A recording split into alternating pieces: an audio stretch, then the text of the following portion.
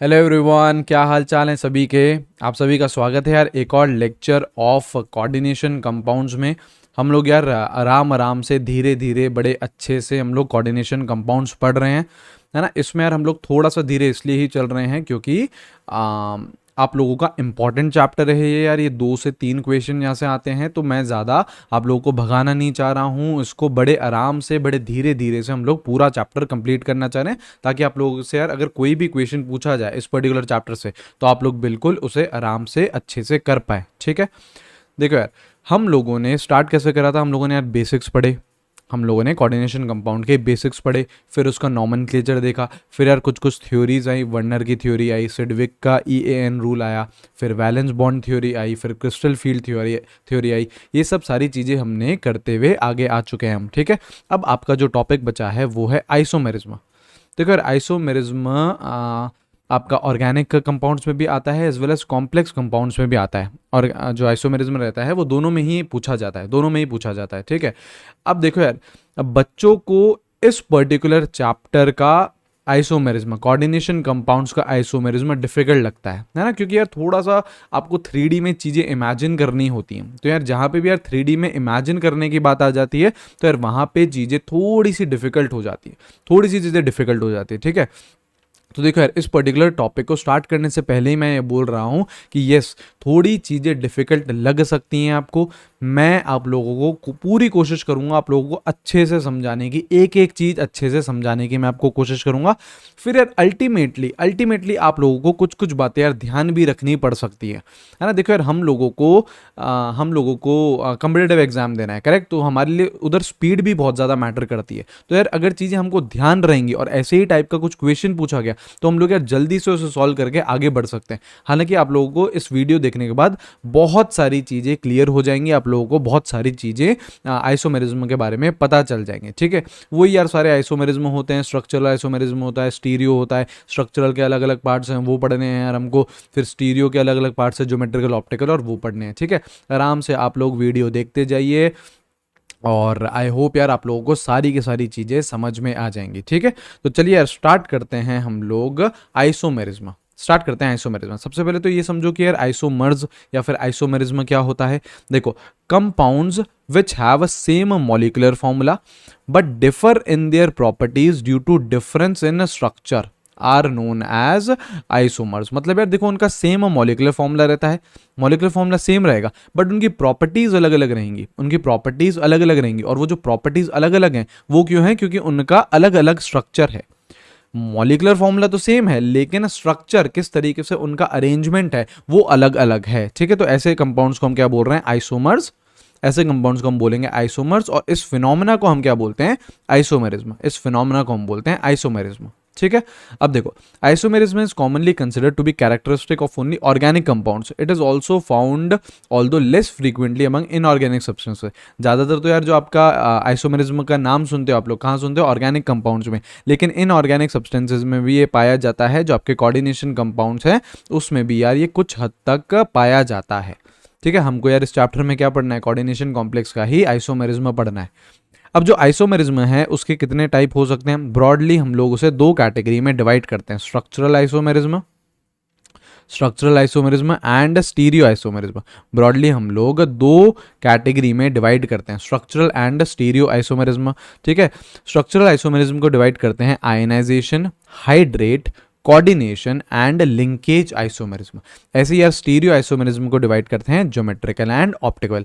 एक एक करके यार सारी की सारी चीज़ें पढ़नी है हमको, है ना। आराम से चीज़ें समझ में आ जाएंगी, सुनते जाओ वीडियो को और अच्छे से समझते जाओ। ठीक है, सबसे पहले स्टार्ट करते हैं स्ट्रक्चरल आइसोमेरिज्म।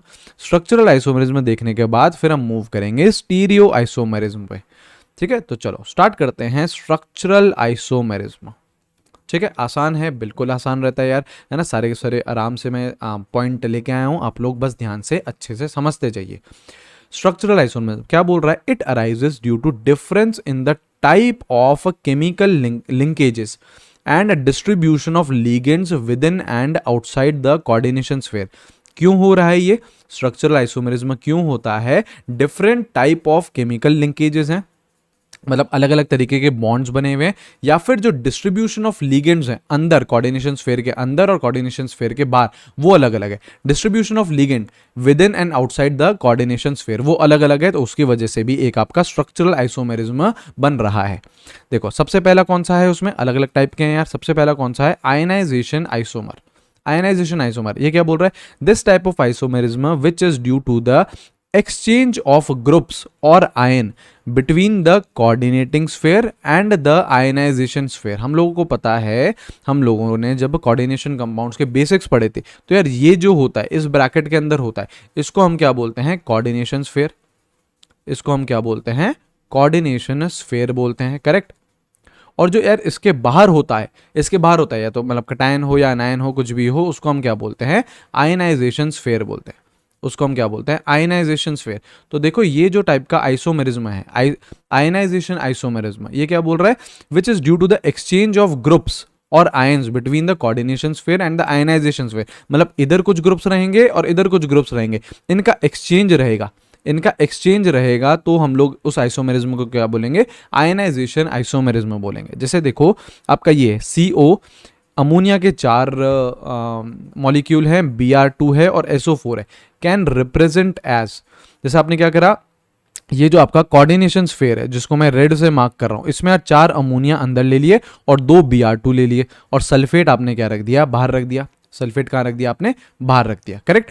और आप कैसे बना सकते थे, सल्फेट को अंदर ले लो, सल्फेट पे क्या चार्ज रहता है, SO4 2- रहता है, और Br पे कितना रहता है, माइनस। तो उसको बैलेंस करने के लिए, जैसे सल्फेट आपने देखो इसमें अंदर ले लिया और आपने बाहर 2 Br2 ले लिए। तो यार अगर जैसे सपोज करो इसको मैं पानी में डालूं, इसको मैं एक्वस फॉर्म में डालूं, तो ये कैसे बनेगा, क्या बनेगा, ये आपका CONH3 Br2, ठीक है। और इधर क्या आएगा, +2 आएगा, और किस में टूट जाएगा, ये सल्फेट में टूट जाएगा, करेक्ट। और अगर इसको मैं पानी में डालूं तो ये कैसे टूटेगा, CONH3 सल्फेट, ठीक है, +2 Br-, ऐसे बनेगा, करेक्ट। तो देखो यार अगर जब मैं पानी में डाल रहा हूं, मॉलिक्यूलर फॉर्मूला तो सेम है, दोनों का मॉलिक्यूलर फॉर्मूला तो सेम है, लेकिन जैसे ही मैं इन्हें पानी में डाल रहा हूं तो क्या हो रहा है, ये अलग अलग आयंस में टूट रहा है, अलग अलग आयंस में टूट रहा है। तो बेसिकली कौन सा आइसोमेरिज्म शो कर रहा है, आयनाइजेशन आइसोमेरिज्म शो कर रहा है, जिसमें यार जो कोऑर्डिनेशन स्फीयर है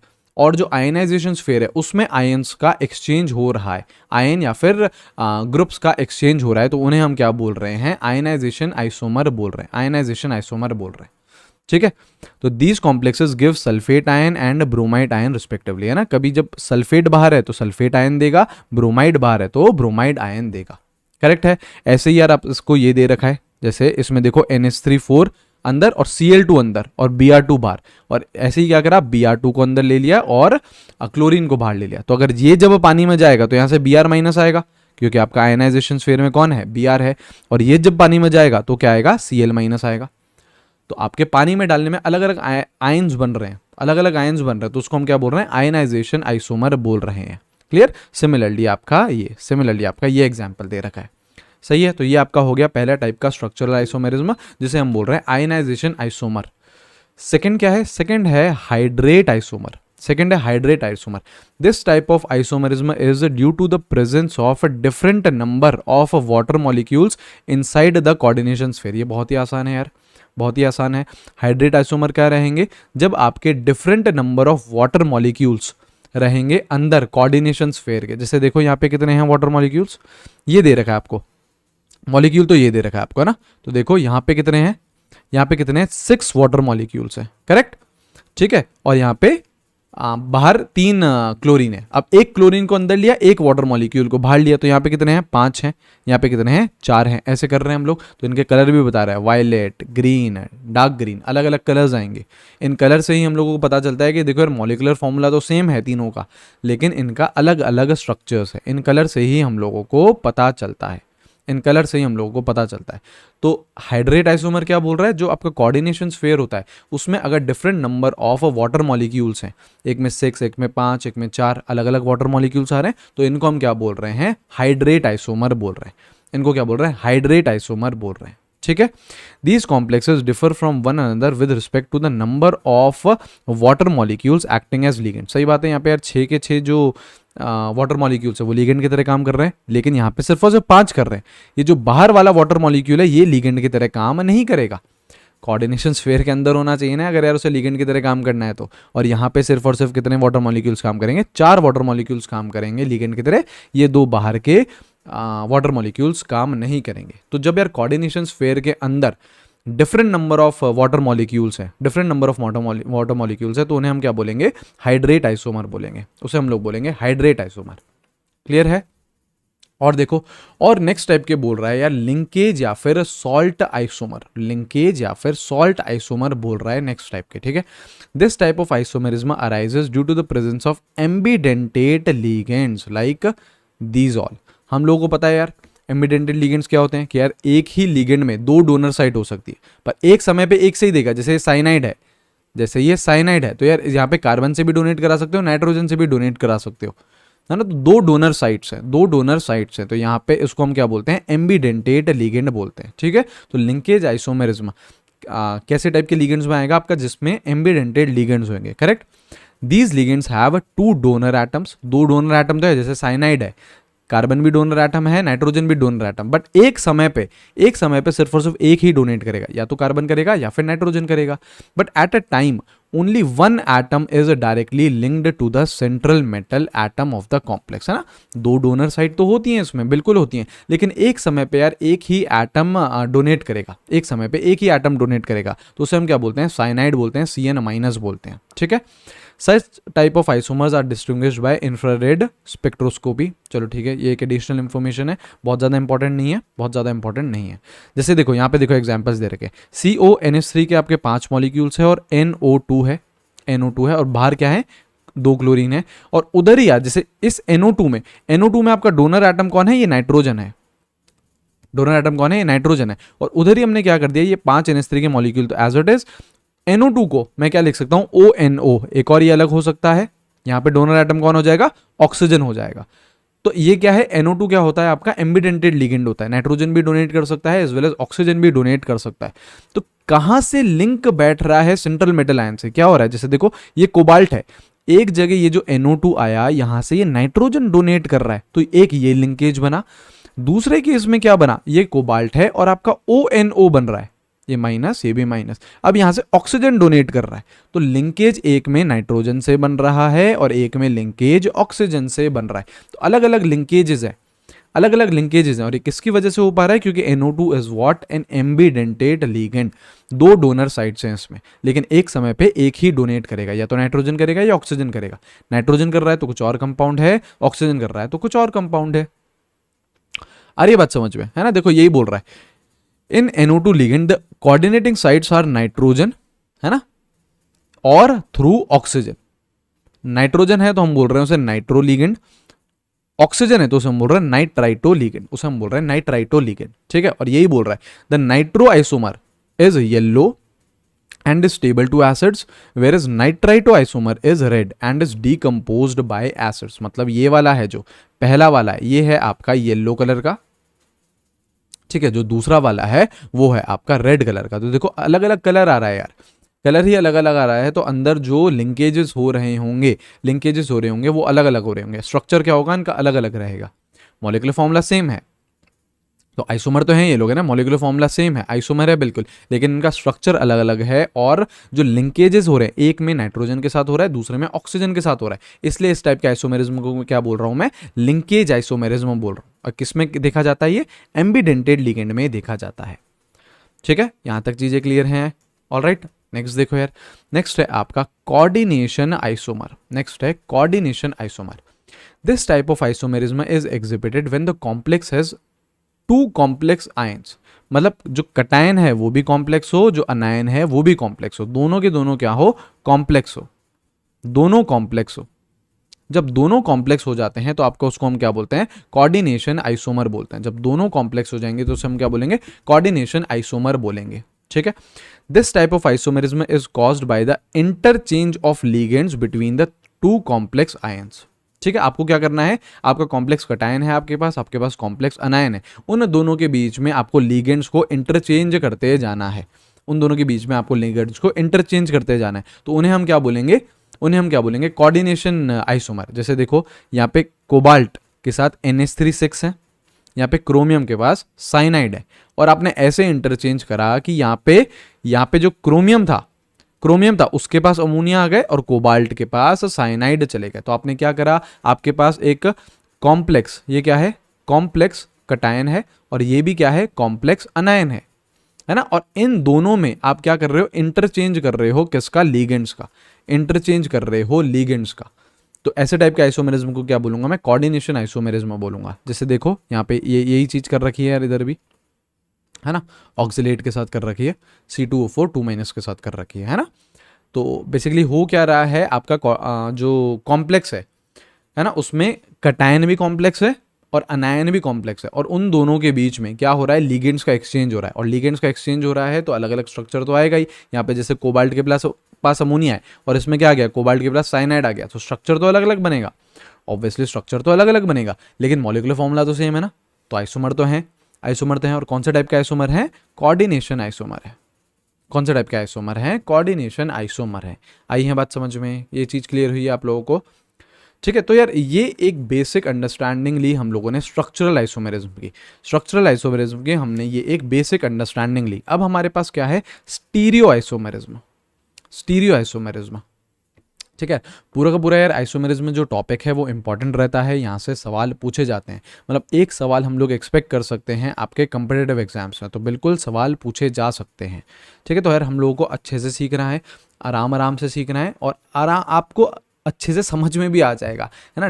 टेंशन लेने की जरूरत नहीं है कि यार आइसोमेरिज्म तो हमें आता ही नहीं है, कभी भी नहीं आया, इस बार भी नहीं आएगा, ऐसा कुछ भी नहीं है। आप लोग बस आराम से सीखते जाइए, सारी बातें आपको समझ में आ जाएंगी, ठीक है। देखो स्टीरियो आइसोमेरिज्म की बात कर रहे हैं, they have same molecular formula, obviously isomerism है तो मॉलिक्यूलर फॉर्मूला तो क्या रहेगा, सेम रहेगा, सेम कॉन्स्टिट्यूशन, है ना, लेकिन they differ only with respect to the spatial orientation of ligands in space. मतलब स्पेस में, मतलब 3D में, स्पेस का मतलब क्या होता है, 3D में स्पेशियल ओरिएंटेशन, मतलब जो 3D में उनका अरेंजमेंट है, किसका, लिगेंड्स का, वो अलग अलग होता है इन कॉम्प्लेक्सेस में। तो उसको हम क्या बोलते हैं, स्टीरियो आइसोमेरिज्म बोलते हैं, उसको हम क्या बोलते हैं, stereo isomerism. Molecular formula same रहेगा, आपका जो स्ट्रक्चर है वो भी सेम रहेगा, लेकिन 3D में अरेंजमेंट कॉम्प्लेक्सेस का, लिगेंड्स का, वो अलग अलग रहेगा। तो ऐसे टाइप के आइसोमेरिज्म को क्या बोलता हूं मैं, स्टीरियो आइसोमेरिज्म बोलता हूं। दो तरीके के होते हैं, ज्योमेट्रिकल होता है एंड ऑप्टिकल होता है ना। ये सारी चीज़ें हम लोग ऑर्गेनिक में भी पढ़ते हैं, ज्योमेट्रिकल आइसोमेरिज्म भी पढ़ते हैं, ऑप्टिकल भी पढ़ते हैं, स्ट्रक्चरल भी पढ़ते हैं, लेकिन यहाँ पे यार थोड़ी सी चीज़ें अलग हैं, यहाँ पे थोड़ी सी चीज़ें अलग होती हैं, और घबराने की बात नहीं होती है, आराम से बढ़िया तरीके से समझ में भी आ जाएगा, बड़े प्यार से समझ में आ जाएगा। हमको एक एक करके बस केसेस देखते जाने होते हैं सारे के सारे, ठीक है।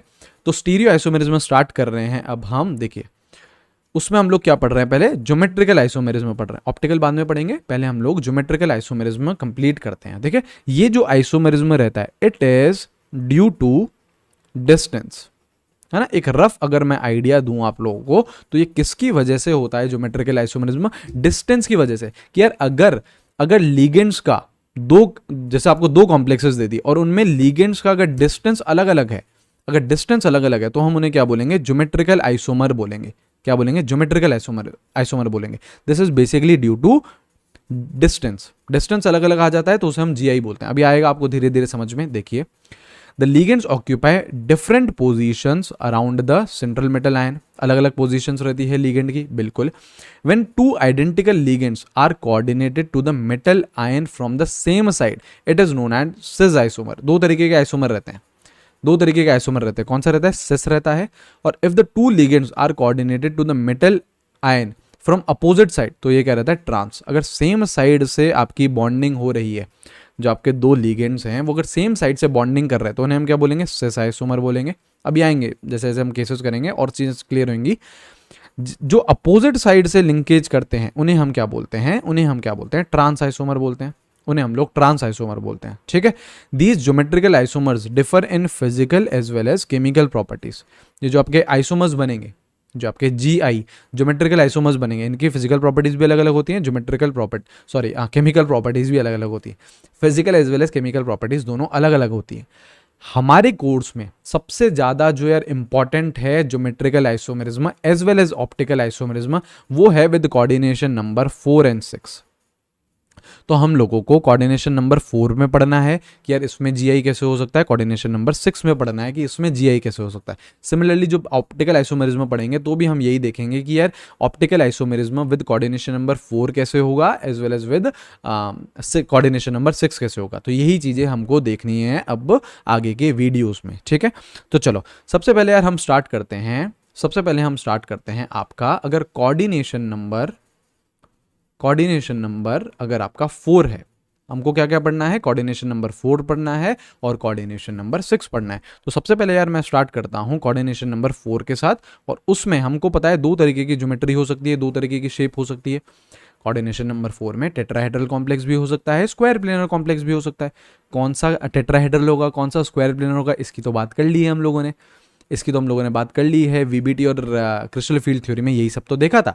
तो ये जो शेप तो अब आप निकाल लोगे कि यार ये क्या बोलते हैं, स्क्वायर प्लेनर है या फिर टेट्राहेड्रल है, ये चीज़ तो अब आप कर लोगे, करेक्ट। तो कोऑर्डिनेशन नंबर 4 पहला केस ले रहे हैं हम टेट्राहेड्रल कॉम्प्लेक्स, ठीक है। पहला हम केस ले रहे हैं टेट्राहेड्रल कॉम्प्लेक्स। तो यार यहाँ पे सबसे इंपॉर्टेंट पॉइंट ये लिखो कि it does not show geometrical isomerism. भैया अगर कोऑर्डिनेशन नंबर 4 है, टेट्राहेड्रल कॉम्प्लेक्स है, तो वो जीआई दिखाता ही नहीं है, ज्योमेट्रिकल आइसोमेरिज्म दिखाता ही नहीं है। अब बोलोगे भैया ऐसे कैसे, समझा दो जरा यार, कैसे कैसे होगा। जैसे देखो आपका टेट्राहेड्रल कॉम्प्लेक्स बन रहा है, तो ये सपोज करो यार आपका मेटल आयन है, सेंट्रल मेटल आयन है। यहाँ पे आपके क्या रहेंगे, 4 लिगेंड रहेंगे। सपोज करो ये L1 एक लिगेंड है, ये अपने लोन पेयर इसको डोनेट कर रहा है, ठीक है। L2 ये दूसरा लिगेंड है, ये यहाँ पे लोन पेयर डोनेट कर रहा है। L3 यहाँ पे है, ये इधर डोनेट कर रहा है, एंड L4 ये यहाँ पे है, ये इधर डोनेट कर रहा है इसको, ठीक है। तो ये देखो टेट्राहेड्रल टाइप का स्ट्रक्चर बना दिया, बिल्कुल बना दिया। अब यार देखो जो आपकी टेट्राहेड्रल शेप रहती है, जो टेट्राहेड्रल शेप रहती है वो बहुत सिमेट्रिक रहती है। This is a symmetric shape, ये क्या रहती है, सिमेट्रिक शेप रहती है। अब इसको सिमेट्रिक शेप कैसे बोल रहा हूं मैं, क्योंकि यार ये जो यहाँ पे बॉन्ड एंगल होते हैं, जैसे मैं इस L1 और L2 के बीच में बॉन्ड एंगल की बात करूं तो इट इज 109 डिग्री 28 मिनट्स, ऐसे ही मैं यार अगर L2 और L3 की बात करूं और इस बॉन्ड एंगल की मैं बात करूं तो इट इज 109 डिग्री 28 मिनट। मतलब सारे के सारे जो यार बॉन्ड्स रहते हैं, वो 109 डिग्री 28 मिनट्स के ही रहते हैं, ठीक है। अब मैंने आप लोगों को क्या बताया था, जो ज्योमेट्रिकल आइसोमेरिज्म होता है वो किसकी वजह से होता है, डिस्टेंस की वजह से होता है। अगर डिस्टेंस चेंज हो रहा है लिगेंड्स का तो आप लोगों का जीआई ज्योमेट्रिकल आइसोमेरिज्म शो होगा।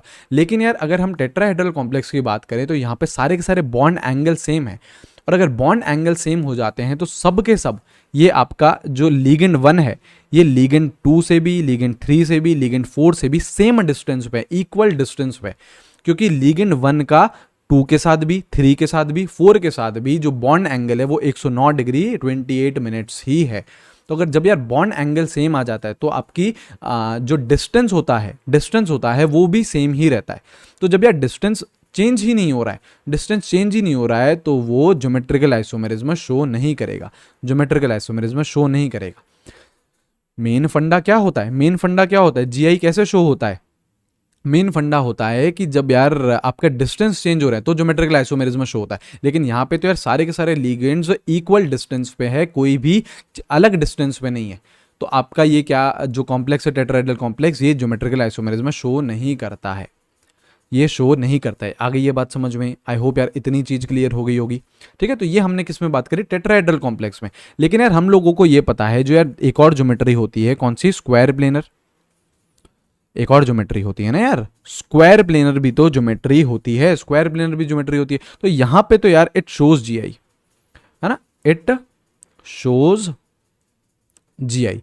ये तो ज्योमेट्रिकल आइसोमेरिज्म दिखाता है, बिल्कुल दिखाता है, ये ज्योमेट्रिकल आइसोमेरिज्म दिखाएगा, है ना। कैसे दिखाएगा, क्या क्या करेगा, वो भी हम बात करते हैं। चलो पहले यार एक बार जो स्क्वायर प्लेनर है ये जीआई दिखा रहा है, इसकी जरा यार शेप बना के दिखाओ। 4 लिगेंड है, एक आपका सेंट्रल मेटल आयन है, ये रहा आपका central metal ion. This is your L1, L2, L3 and L4, ये सब क्या कर रहे हैं, अपने लोन पेयर डोनेट कर रहे हैं, ये सब क्या कर रहे हैं, अपने लोन पेयर डोनेट कर रहे हैं। सही है। अब देखो यार, ये जो है आपकी, जैसे मैं इस L1 को पकड़ लूँ, एक लिगेंड को मैं पकड़ लूँ, ठीक है।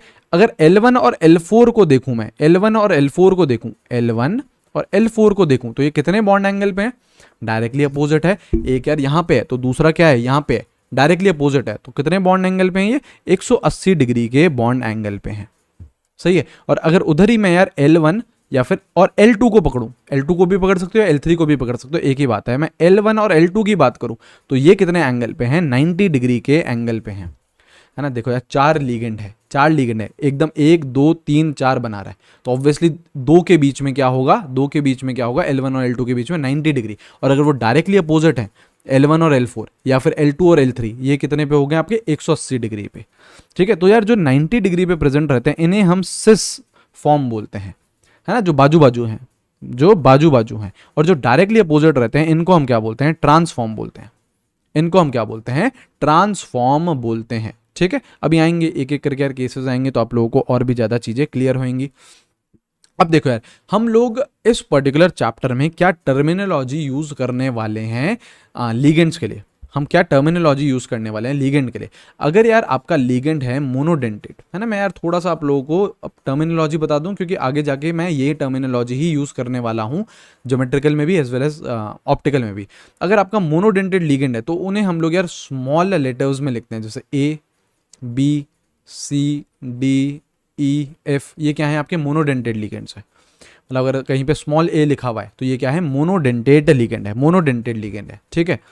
अच्छा, अगर कहीं पे भी बाइडेंटेड लिगेंड है, अगर कहीं पे भी बाइडेंटेड लिगेंड है, तो यार वहां पे अगर सपोज करो ये है A टाइप का है या फिर B टाइप का है, तो ऐसे हम लोग लिखते हैं बाइडेंटेड लिगेंड को। जैसे A टाइप का है या फिर B टाइप का है, तो यहाँ पे डोनर एटम कौन है, A है और A है, तो दोनों के दोनों डोनर एटम क्या है, same, both donor atom same, है ना। ऐसे होते हैं ना यार बाइडेंटेड लिगेंड, जिनमें डोनर एटम सेम रह सकते हैं। जैसे इथाइलिन डायमीन, नाइट्रोजन नाइट्रोजन थे, तो उसको मैं क्या लिखूंगा, ए टाइप का लिखूंगा, ए टाइप का लिखूंगा। ठीक है। इनको हम लोग सिमेट्रिकल भी बोलते हैं, इनको हम लोग सिमेट्रिकल बाइडेंटेड लिगेंड भी बोलते हैं, इनको हम लोग सिमेट्रिकल बाइडेंटेड लिगेंड भी बोलते हैं। सही है। ठीक है। तो देखो इस पे जैसे आपका ये सेंट्रल मेटल आयन है, ये सेंट्रल मेटल आयन है। अब आपका कोई बाइडेंटेड लिगेंड आया, ये आपका बाइडेंटेड लिगेंड आया ए टाइप का, दोनों डोनर एटम्स क्या है, सेम। तो इनको कैसे दिखाते हैं हम लोग, पहले तो इसको ऐसे जोड़ दिया करो, बाइडेंटेड है ना, तो ये तो एक लिगेंड है ना आपका, ए एक लिगेंड है, यहाँ से ए, ये वाला भी डोनर एटम है, ये वाला भी डोनर एटम है। तो ऐसे करके हम कुछ दिखाते हैं बाइडेंटेड लिगेंड को, ऐसे करके हम कुछ दिखाते हैं बाइडेंटेड लिगेंड को। आइए बात समझ में, है ना। अब जरूरी थोड़ी ना जो यार दोनों के दोनों जो डोनर एटम हो वो सेम हो, ऐसा तो कुछ भी जरूरी नहीं है, अलग अलग टाइप के भी हो सकते हैं। तो आपका जो लिगेंड है वो ऐसे भी मैं लिख सकता हूँ, A B भी लिख सकता हूँ, बाइडेंटेड है, लेकिन एक डोनर एटम A है, दूसरा डोनर एटम B है। CD बाइडेंटेड है, एक डोनर एटम C है, दूसरा डोनर एटम D है। तो यहाँ पे इसको मैं क्या बोल सकता हूँ, इसको क्या बोल सकता हूँ, both donor atom, both donor atom different, जो दोनों के दोनों जो डोनर एटम हैं वो क्या हैं, अलग अलग हैं। ठीक है। या फिर इन्हें हम क्या बोल सकते हैं, अनसिमेट्रिकल भी बोल सकते हैं, इन्हें हम लोग अनसिमेट्रिकल भी बोल सकते हैं, इन्हें हम लोग अनसिमेट्रिकल भी बोल सकते हैं। ठीक है। तो AB टाइप का क्या हो गया, डोनर एटम दोनों के दोनों अलग। अनसिमेट्रिकल AA टाइप का क्या हो गया, डोनर एटम दोनों के दोनों सेम, डोनर एटम दोनों के दोनों सेम। करेक्ट है, क्लियर है। अब हम लोगों को क्या पढ़ना है, स्क्वायर कॉम्प्लेक्स, स्क्वायर प्लेनर पढ़ना है। टेट्राहेड्रल में तो हमने क्या बोल दिया कि GI होता ही नहीं यार, टेट्राहेड्रल में तो हमने बोल दिया कि GI नहीं होता है। अब हमको क्या पढ़ना है, स्क्वायर प्लेनर पढ़ना है। अब एक एक करके केसेस आने वाले हैं, एक एक करके केसेस आने वाले हैं स्क्वायर प्लेनर के। ठीक है। स्क्वायर प्लेनर के एक एक करके केसेस आने वाले हैं। पहला हम पढ़ रहे हैं केस 1, पहले है case 1, all 4 ligands are monodentate. सारे के सारे जो है लिगेंड हैं वो क्या है, मोनोडेंटेट है। आपके 4 मोनोडेंटेड लिगेंड है, हमको 4 ही तो यार कोऑर्डिनेशन नंबर चाहिए, तो मोनोडेंटेड लिगेंड अगर 4 है तो कोऑर्डिनेशन नंबर 4 हो जाएगा, बिल्कुल हो जाएगा। ठीक है, तो स्क्वायर प्लेनर में हम लोग पहला केस पढ़ रहे हैं जहाँ पे सारे के सारे जो लिगेंड्स हैं वो क्या हैं, मोनोडेंटेट है। अब देखो यार इसमें अलग अलग टाइप के केसेस आ सकते हैं। पहला केस है MA4। देखो M क्या है, सेंट्रल मेटल आयन, ए स्मॉल ए लिखा है, तो स्मॉल ए का मतलब क्या रहता है, स्मॉल लेटर से मैं किसको डिनोट करता हूं, मोनोडेंटेड लिगेंड्स को, है ना। और 4 दिखाने का क्या मतलब है, 4 लिगेंड्स हैं, 4 लिगेंड्स हैं और चारों के चारों क्या है, सेम है। जैसे NH3 4 हो गया, जैसे आपका CuNH3 होल 4 2+ हो गया, करेक्ट। तो देखो NH3 क्या है, मोनोडेंटेड है, तो ए से दिखा दिया मैंने, और कितने हैं, 4 हैं, कितने हैं, 4 हैं, करेक्ट। तो यार ये ऐसा अगर कोई कॉम्प्लेक्स आएगा, ऐसा अगर कोई कॉम्प्लेक्स आएगा तो यहाँ पे आपका GI, यहाँ पे आपका GI शो नहीं होगा, यहाँ पे आपका GI शो नहीं होगा। कैसे, जैसे यार ये करो, इधर ये A, इधर ये A, इधर ये A और इधर ये A, ठीक है। तो यार देखो आप किसकी पोजीशन चेंज करोगे, सबकी पोजीशन रिलेटिवली तो सेम है, ये भी यार A है, ये भी A है, ये भी A है, ये भी A है, तो आप यार रिलेटिव पोजीशन क्या है, सबकी सेम है, कोई भी यार डिस्टेंस में किसी का भी चेंज नहीं आएगा, है ना। तो आपका ये क्या रहेगा, यहाँ पे ये शो नहीं करेगा GI, तो GI शो नहीं करेगा, ठीक है। हालांकि यार मैं आप लोगों को एक हल्की फुल्की ट्रिक भी बताते हुए चलूंगा कि आपको GI कैसे देखते हुए चलना है। जैसे यार आपका ये A4 है, तो आपको क्या करना है, 2-2 के ग्रुप्स बनाने हैं, 2-2 के ग्रुप बनाने हैं। तो जैसे अगर 4 A हैं तो मैं ग्रुप क्या बना सकता हूं, AA एक ग्रुप हो गया और AA दूसरा ग्रुप हो गया, मतलब ये आपका एक सेट हो गया, ये आपका एक सेट हो गया AA का और AA का। अब मैं अगर दूसरा कोई सेट बनाना चाहूं तो बन सकता है क्या मेरे शेरों, बताओ, दूसरा सेट में कोई बनाना चाहूं तो बन सकता है क्या, नहीं। अगर सिर्फ और सिर्फ एक सेट आ रहा है, सिर्फ और सिर्फ एक सेट आ रहा है, तो मतलब इसका एक ही स्ट्रक्चर पॉसिबल है, और अगर इसका एक ही स्ट्रक्चर पॉसिबल है तो GI शो नहीं करेगा। यार आइसोमेरिज्म शो करना है तो दो अरेंजमेंट तो आएंगे ना, तब तो आपका यार आइसोमेरिज्म शो होगा। तो ऐसे केस में तो आपका आइसोमेरिज्म शो नहीं होगा, क्योंकि यहाँ पे कितने सेट बन रहे हैं, एक ही सेट बन रहे हैं, है ना। अब यार टेंशन नहीं लो, धीरे धीरे आपको फील आएगी। कैसे, जैसे देखो सेकंड देखो, जैसे MA3B, दो मोनोडेंटेड लिगेंड्स हैं, 2 मोनोडेंटेड लिगेंड्स है, एक लिगेंड की क्वांटिटी 3 है, दूसरे लिगेंड की क्वांटिटी कितनी है, आपके 1 है। अब इसमें सेट बनाना स्टार्ट करो, इसमें सेट बनाना स्टार्ट करो। सेट क्या बनाओगे, इसमें सेट बना सकते हो AA, ठीक है, और AB, ये सेट बनेगा। और कोई सेट बनेगा क्या, अब यार ये मत बोल देना भैया इसको उल्टा कर दो ना, BA कर दो ना, अरे वो एक ही बात है यार, वो एक ही बात है। तो यहाँ पे कितने सेट बन रहे हैं, कितने सेट बन रहे हैं, एक ही सेट बन रहा है। और जब भी यार सिर्फ एक सेट बनेगा तो वहां पे GI पॉसिबल नहीं होगा, कम से कम यार 2 सेट तो बने, कम से कम 2 सेट तो बने तो आपके GI पॉसिबल रहेंगे, और जितने सेट बनेंगे उतने ही GI रहेंगे। एक सेट रहा, अगर एक सेट रहा, यहां पे मैं लिख देता हूं, if only 1 set is possible, अगर यार आप लोगों ने कॉम्बिनेशन करके देखा और सिर्फ एक ही सेट बन रहा है तो आपका नो GI, तो आपका GI नहीं होगा, तब आपका GI नहीं होगा, ठीक है। अगर सिर्फ और सिर्फ एक ही सेट बन रहा है, ठीक है, एक से ज्यादा बनेंगे तो आपका GI शो करेगा, तो आपका GI शो करेगा। आइए चीज समझ में, है ना। आई होप यार इतनी चीज क्लियर होगी, है ना। और देखेंगे अभी और एग्जाम्पल आ रहे हैं, नेक्स्ट एग्जाम्पल देखिए, नेक्स्ट एग्जाम्पल देखिए। जैसे नेक्स्ट एग्जाम्पल है आपका MA2B2, MA2B2। चलो यहाँ पे आप सेट बनाना स्टार्ट करते हैं। कैसे, ये सेट मैं कैसे बना सकता हूँ, एक सेट बना सकता हूँ AA और BB का, करेक्ट। एक सेट में क्या बना सकता हूँ, एक और सेट में बना सकता हूँ AB और AB का, ये सेट भी तो बन सकता है। तो देखो यहाँ पे कितने आ रहे हैं आपके, 2 सेट बन रहे हैं, तो बिल्कुल यहाँ पे GI पॉसिबल है। और जितने सेट बनेंगे उतने ही ज्योमेट्रिकल आइसोमर बनेंगे, 2 ज्योमेट्रिकल आइसोमर बनेंगे, 2 ज्योमेट्रिकल आइसोमर बनेंगे। जितने सेट बनते हैं ना, जितने सेट बनते हैं उतने ही ज्योमेट्रिकल आइसोमर बनेंगे। अब कैसे, इसका स्ट्रक्चर देखो, इसका आप लोग स्ट्रक्चर देखिए, देखो ये रहा M, ये रहा M, this is your A, this is your A, this is your B, this is your B। एक ही स्ट्रक्चर बना, एक ही स्ट्रक्चर बना। दूसरा स्ट्रक्चर क्या हो सकता है, ये M, ये A, ये B, ठीक है, और ये A, ये B। ध्यान से देखो, ध्यान से देखो, इधर इस A को पकड़ लो, इस A को पकड़ लो, तो इसके रिस्पेक्ट में जो दूसरा वाला A है, क्या वो डायरेक्टली अपोजिट है, 180 डिग्री पे है, और 180 डिग्री को हम क्या बोलते हैं, ट्रांस बोलते हैं। 180 डिग्री वाले को हम क्या बोलते हैं, ट्रांस बोलते हैं। ऐसे ही यार इस वाले A को पकड़ा, है ना, इस वाले ए को पकड़ा तो जो दूसरा ए है वो उसके साथ कहाँ पे है, 90 डिग्री पे। 90 डिग्री पे तो हम उसको क्या बोलते हैं, सिस बोलते हैं। तो दो फॉर्म्स बन रही है ना, दो फॉर्म्स बन रही है, एक सिस फॉर्म बन रही है, एक ट्रांसफॉर्म बन रही है। करेक्ट। तो हम मैंने तो यार यहाँ से ही देख के बता दिया था आप लोगों को, यहाँ से ही मैंने देख के बता दिया था कि यार आपके दो सेट बन रहे हैं, दो सेट बन रहे हैं तो दो ज्योमेट्रिकल आइसोमर रहेंगे, बिल्कुल रहेंगे। एक सिस फॉर्म रहेगा, एक ट्रांसफॉर्म रहेगा, एक सिस फॉर्म रहेगा, एक ट्रांसफॉर्मर रहेगा। ठीक है, इसी का ही यार एक फेमस एग्जाम्पल रहता है PTNH3 होल ट्वाइस Cl2। ये है अगर आपका कॉम्प्लेक्स, ये है अगर आपका कॉम्प्लेक्स। देखो A2B2 टाइप का बन रहा है, A2B2 टाइप का बन रहा है। ए क्या मान लो, मोनोडेंटेड लिगेंड है ना यार, ए और बी।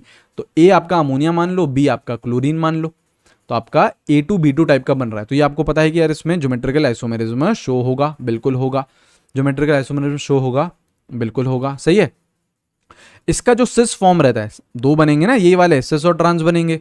तो इसका जो सिस फॉर्म रहता है, cis form is used in cancer therapy. Cancer therapy में आपका इसका इस स्ट्रक्चर का सिस फॉर्म यूज करा जाता है। कैंसर थेरेपी में इसका सिस फॉर्म यूज करा जाता है। इसको और क्या बोला जाता है, सिस प्लैटिन बोला जाता है। क्या बोला जाता है, सिस प्लैटिन भी बोला जाता है। इस पर्टिकुलर कॉम्प्लेक्स का जो सिस फॉर्म रहेगा उसको हम लोग कैंसर थेरेपी में भी यूज करते हैं, कैंसर के ट्रीटमेंट के लिए। ठीक है, तो इस चीज को ध्यान रखना है यार। एक तरीके से प्रैक्टिकल एप्लीकेशन हो गया आपका कोऑर्डिनेशन कॉम्प्लेक्सेस का। करेक्ट, एक तरीके से प्रैक्टिकल यूज हो गया कहाँ पे आपके कोऑर्डिनेशन कंपाउंड्स काम आ रहे हैं। करेक्ट। तो देखो हम लोगों ने क्या देख लिया, A2B2 की बात कर ली, A2B2 की बात कर ली। नेक्स्ट देखो, नेक्स्ट केस क्या हो सकता है ना। एक बार यार आप लोग जैसे इसमें केसेस देख लोगे ना कोऑर्डिनेशन नंबर 4 में, तो यार 6 में चीज़ें आसान लगने लगेंगी आपको। जैसे अब क्या है, MA2BC, ये भी तो हो सकता है। A, B और C ये क्या है, मोनोडेंटेड लिगेंड है। A की क्वांटिटी कितनी है, 2, B की 1, C की 1। करेक्ट। अब इसमें यार अगर मैं पेयर बनाना चाहूँ, इसमें मैं अगर पेयर बनाना चाहूँ तो क्या क्या बनेगा, AA बनेगा और BC बनेगा। करेक्ट। एक बार ऐसे करा और एक बार ए को ए के साथ भेज दो और एक बार ए को सी के साथ भेज दो, जैसे ए बी और ए सी, ये भी तो बन सकता है। और बताओ और कोई बनेगा, और कोई तो नहीं बनेगा। केवल कितने पेयर बन रहे हैं, दो पेयर बन रहे हैं। तो यहाँ पे दो ज्योमेट्रिकल आइसोमर पॉसिबल रहेंगे। GI बिल्कुल पॉसिबल हैं, दो ज्योमेट्रिकल आइसोमर पॉसिबल रहेंगे, है ना। अगेन जैसे स्ट्रक्चर बनाना चाहो, इसको यार ए कर दो, इसको ए कर दो, this is B, this is C. Correct. और अगेन एम, इधर ए, ठीक है, इधर बी, इधर ए और इधर सी। ध्यान से देखो यार, मैंने स्टार्टिंग में क्या बोला था, ज्योमेट्रिकल आइसोमेरिज्म क्या रहता है, डिस्टेंस की वजह से आता है। तो देखो ना, यहाँ पे ए है और इसके डायरेक्टली अपोजिट आपका ए है, तो ये क्या है, ट्रांस है। तो डिस्टेंस आपका अगर डायरेक्टली अपोजिट साइड में है, 180 डिग्री एंगल पे हो, तो क्या है, ट्रांस है। और यहाँ पे ए है और इसके बाजू में ही यार ये ए है, तो ये क्या है, सिस फॉर्म है। ये कौन सी फॉर्म है, सिस फॉर्म है। तो डिस्टेंस अलग अलग आ रहा है। इसमें जो ए के बीच में डिस्टेंस है वो ज़्यादा है, इसमें ए के बीच में डिस्टेंस कम है। तो डिस्टेंस दो अलग अलग कॉम्प्लेक्सेस में अलग अलग आ रहा है, तो वो क्या रहेंगे, GI रहेंगे। क्या रहेंगे, वो ज्योमेट्रिकल आइसोमेरिज्म शो करेंगे। आ रही है बात समझ में ना। आसान है, बिल्कुल आसान है। आप लोगों को बस फील लेनी है कि यार हो क्या रहा है ना। कैसे आप लोग बस ये समझते जाओ कि मैं कैसे कर रहा हूं, और वही चीज़ यार आप लोगों को फॉलो करनी है, वही चीज़ आप लोगों को फॉलो करनी है। जैसे देखो फिफ्थ क्या हो सकता है, लास्ट, जब यार सारे के सारे जो लिगेंड्स हैं वो क्या हो, अलग अलग हो। ABCD की बात करें, ABCD की बात करें। अब इसमें देखो बनाना चाहो, ग्रुप्स बनाना चाहो, जैसे देखो पहले A को B के साथ भेज दिया, C को D के साथ भेज दिया।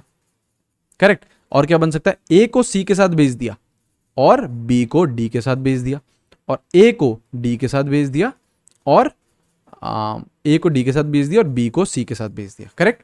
और देखो और तो कोई नहीं बनेगा। बेसिकली आपने क्या करा, A को पकड़ लिया और उसको पहले B के साथ भेज दिया, C के साथ भेज दिया, D के साथ भेज दिया। देखो ठीक है, उसके बाद और तो केसेस बनेंगे नहीं। तो कितने कितने, 3 GI पॉसिबल हैं, 3 GI पॉसिबल है, 3 GI पॉसिबल है। कैसे, जैसे देखो ये रहा M, this is your A, इसके डायरेक्टली अपोजिट एक बार B लगा दो, CD।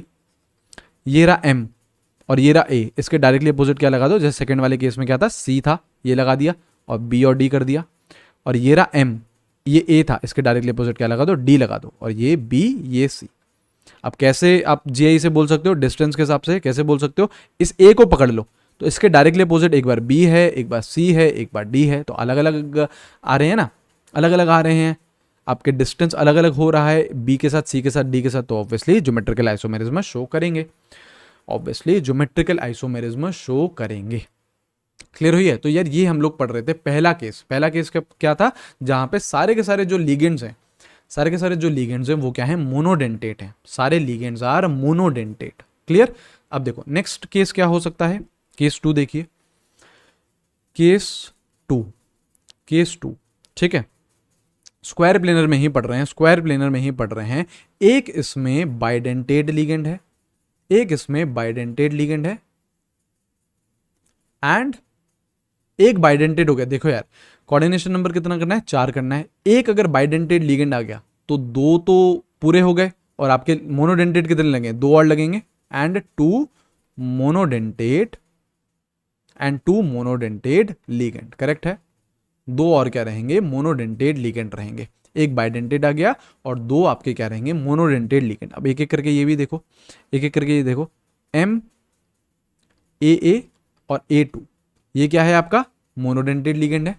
सॉरी, ये क्या है आपका? बाइडेंटेड लिगेंड है, जहां पे डोनर एटम क्या है? दोनों के दोनों सेम है। और स्मॉल a से मैं किसको रिप्रेजेंट कर रहा हूं? मोनोडेंटेड लिगेंड को, मोनोडेंटेड लिगेंड को। ठीक है, अब यार अगर इसका मैं स्ट्रक्चर बनाना चाहूं, देखो ये M, this is your A, this is your A। ध्यान रखना यार, हमेशा जो A, जो आपका बाइडेंटेड लिगेंड है, वो यार हमेशा 90 डिग्री पे ही आपको डालने, इधर इधर ही डाल सकते हो, डायरेक्टली अपोजिट नहीं डाल सकते। मैं समझाता हूँ। देखो ये हो गया एक आपका, आपका मन कर रहा होगा ना कि यार मैं ऐसे भी तो कर सकता हूँ, this is your A, this is your E, ऐसे भी तो कर सकता हूँ, लेकिन नहीं, this is wrong, this is wrong.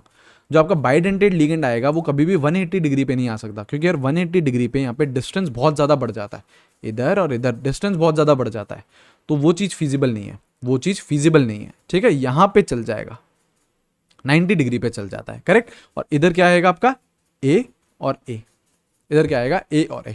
Correct? अब यार ध्यान से देखो, तो अगर सपोज करो मैं इस वाले A की, जैसे मैं 1 बोल रहा हूँ, और इस वाले A की, इसे मैं 2 बोल रहा हूँ, अरे इन दोनों की मैं पोजीशन चेंज कर दूं, ऊपर नीचे भी कर दूं, तो भी यार इस A के रिस्पेक्ट में पोजीशन तो चेंज नहीं होगी ना, है तो ऑब्वियसली A ना, ये भी A है, ये भी A है, सेम टाइप के है ना, तो पोजीशन चेंज नहीं होगी, तो यहाँ पे GI शो नहीं करेगा, यहाँ पे GI शो नहीं करेगा। क्लियर हुई हैं चीजें? क्लियर हुई हैं? ठीक है, सेकंड देखो, सेकंड देखो, जैसे M A और AB, मतलब बाइडेंटेड लिगेंड है वो, उसमें तो डोनर एटम सेम है, और आपके पास 2 मोनोडेंटेड लिगेंड है। अगर मैं इसका स्ट्रक्चर बनाना चाहूँ, दिस इज A, ये मैंने बाइडेंटेड बना दिया, 90 डिग्री पे ही बनाऊंगा, और दिस इज ये। ठीक है, अच्छा अब यार किसी का मन कर रहा होगा, चलो भैया A और B की पोजीशन एक्सचेंज करते हैं ना। देखो यार अभी फील लो, फील लो, ये तो मैंने सेम रखा, बाइडेंटेड तो मैंने सेम रखा, ऊपर मैंने इस बार B ले आया, इस बार मैं A ले आया। चलो अब देखना क्या पोजीशन, क्या डिस्टेंस चेंज हुआ है। मैंने यार ये पकड़ लिया, मैंने ये पकड़ा, मैंने ए को देख रहा हूं, मैं A को देख रहा हूं, कैपिटल A को देख रहा हूं मैं, तो कैपिटल A के बाजू में क्या था? स्मॉल a, और डायरेक्टली अपोजिट क्या था? B। अब इस वाले को देख लो यार, इसके बाजू में क्या है? स्मॉल a, और डायरेक्टली क्या है अपोजिट? Small b। करेक्ट? तो अब है ना, तो मतलब पोजीशन तो चेंज ही नहीं हुई ना। ये डाउट नहीं होना चाहिए कि भैया इधर तो आपने ऊपर वाले ए को देखा, इधर आपने नीचे वाले ए को देखा। अरे मैं बोल रहा हूं कि ये भी ए सेम है, ये भी ए सेम है, दोनों ए सेम ही तो हैं, दोनों डोनर एटम्स क्या हैं? सेम है, इसमें दोनों डोनर एटम क्या है? सेम है। तो अगर ये ऐसा कुछ हो रहा है तो यहाँ पे GI नहीं दिखा रहे ना, डिस्टेंस चेंज ही नहीं हो रहा है ना। मैं वापस रिपीट कर रहा हूं आप लोगों को, जैसे ये A है, ये वाला A है, तो इसके बाजू में कौन है? स्मॉल a, इसके डायरेक्टली अपोजिट कौन है? Small b। ठीक है, तो ये वाला जो A है, इसके बाजू में स्मॉल a है, उसके डायरेक्टली, और इसके डायरेक्टली अपोजिट क्या है? Small b। तो ये भी तो सेम पैटर्न ही हो रहा है, सेम पैटर्न ही हो रहा है, तो डिस्टेंस चेंज नहीं हो रहा है, डिस्टेंस चेंज नहीं हो रहा है, तो GI शो नहीं कर रहा है, GI शो नहीं कर रहा है। क्लियर हुई है? देखो तीसरा क्या हो सकता है, तीसरा क्या हो सकता है आपका MAB, मतलब जो डोनर एटम्स हैं बाइडेंटेड में वो अलग अलग हैं, और मोनोडेंटेड लिगेंड आपने सेम लिए हैं, मोनोडेंटेड लिगेंड सेम लिए हैं। अब इसको भी यार ऐसे ही आप लोग बना के देखना, इसको ऐसे ही बना के देखोगे तो इधर भी आपका नो GI है ना, नो GI यहाँ पे भी नहीं होगा, है ना। लेकिन जो फोर्थ केस रहता है, फोर्थ केस रहता है AB और AB। ठीक है, तो यहां पे यार आपका GI शो होएगा। कैसे? स्ट्रक्चर बना के देखो यार, स्ट्रक्चर बना के देखो, जैसे ये M, इधर A, इधर B, ये तो मैंने बना दिया कौन सा? आपका बाइडेंटेड बना दिया, ये मैंने A कर दिया, ये मैंने बी कर दिया, करेक्ट। और इसके मैं दूसरा स्ट्रक्चर बनाना चाहूँ तो this is A, this is B, ये मैंने बाइडेंटेट बना लिया। इस बार ऊपर बी गया और इधर ए गया। अब देखो यार रिलेटिव पोजीशन चेंज हो रही है।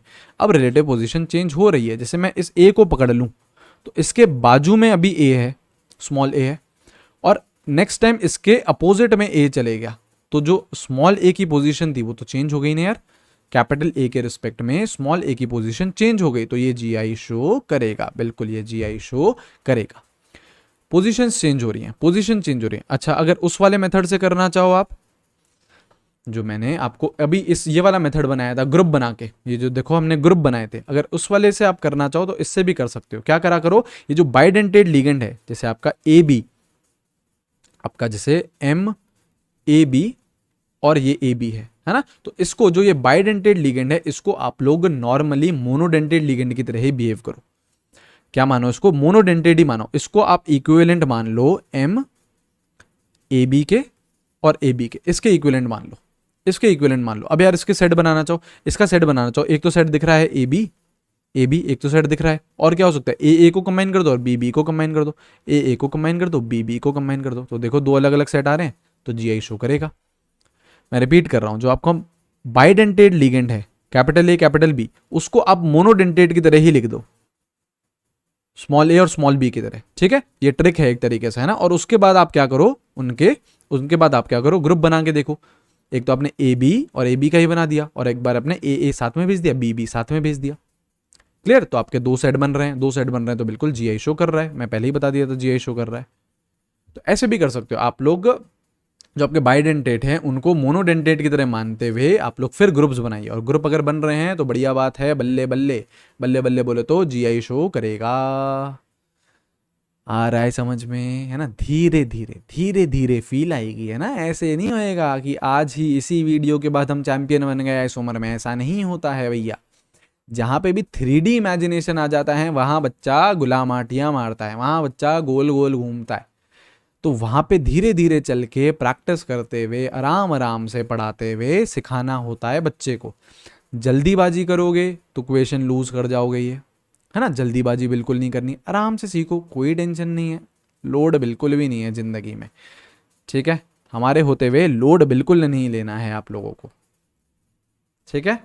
चलो नेक्स्ट देखें, नेक्स्ट केस देखते हैं। नेक्स्ट केस क्या है, केस 3। केस 3 स्क्वायर प्लेनर में ही कर रहे हैं सारे, है ना। टेट्राहेड्रल में तो मना कर दिए थे हम, टेट्राहेड्रल में तो हाथ खड़े कर दिए थे कि भैया टेट्राहेड्रल में नहीं होता है, हम केवल स्क्वायर प्लेनर देख रहे हैं। स्क्वायर प्लेनर में जब वहां पे 2 बाइडेंटेड लिगेंड हो, दोनों के दोनों क्या हो, बाइडेंटेड लिगेंड हो, तो क्या रहेगा केस। 2 बाइडेंटेड लिगेंड हो तो क्या रहेगा केस। जैसे क्या हो सकता है आपका MAA2, जो आपका बाइडेंटेड लिगेंड है, वहां पे डोनर एटम क्या है, सेम है, और ऐसे हमने ले लिए 2, तो यहाँ पे यार जीआई नहीं रहेगा। कैसे, जैसे बना के देखो, ये मैंने AA बना दिया। हमेशा जो बाइडेंटेड लिगेंड बनेगा वो कहाँ बनेगा, 90 डिग्री पे। ये भी मैंने क्या बना दिया, AA बना दिया। अब देखो चारों के चारों क्या है, सेम है, चारों के चारों क्या है, सेम है, तो यार ऑब्वियसली रिलेटिव पोजीशन चेंज नहीं होगी। रिलेटिव पोजीशन चेंज नहीं होगी तो जीआई शो नहीं करेगा। ट्रिक से बताऊं, ट्रिक से भी बता देते हैं ना। तो देखो ये MAA2 है, तो इसको आप लोग, मैं जैसे यहाँ पे ट्रिक लिख रहा हूं, यहाँ पे मैं ट्रिक से करके दिखा रहा हूं। क्या करो, इस MAA2 को आप, जो कैपिटल A है, इसको आप मोनोडेंटेट की तरह लिखो। कैसे, MAA2 लिख दो, बोले तो इसको क्या लिख दो, MAA और AA ऐसे लिख दूं, बिल्कुल। अब सेट बनाने चाहो, सेट बनाने चाहोगे तो सिर्फ एक ही सेट आएगा, ये AA और AA एक ही सेट आया। मैंने पहले ही बोल दिया था, जब एक ही सेट आएगा तो जीआई शो नहीं करेगा, जीआई शो नहीं होगा। एक सेट में आपका जीआई शो नहीं होता है, एक सेट में जीआई शो नहीं होता है। जैसे अब देखो, नेक्स्ट देखो, ये समझ गए, बिल्कुल ये समझ गए। नेक्स्ट देखिए, नेक्स्ट है आपका जैसे MAB ट्वाइस है, MAB ट्वाइस है। चलो इससे मैं आपको डायरेक्टली ट्रिक से करके दिखाता हूँ। MAB ट्वाइस को क्या लिखो, क्या लिखो, MAB ट्वाइस ये लिख दो, या फिर इसको और क्या लिख सकते हैं, MAB और AB ऐसे लिख सकते हैं। ऐसे लिख सकता हूं ना, AB ट्वाइस है ना, तो दो बार कर दिया। अब जरा पेयर बनाओ, तो एक पेयर तो आपको दिख ही रहा है, ये AB, ये एक पेयर दिख रहा है, बिल्कुल दिख रहा है। और एक बार इस A को A के साथ कंबाइन कर दो, इस B को इस B के साथ कंबाइन कर दो, तो क्या बन रहा है, BB और AA।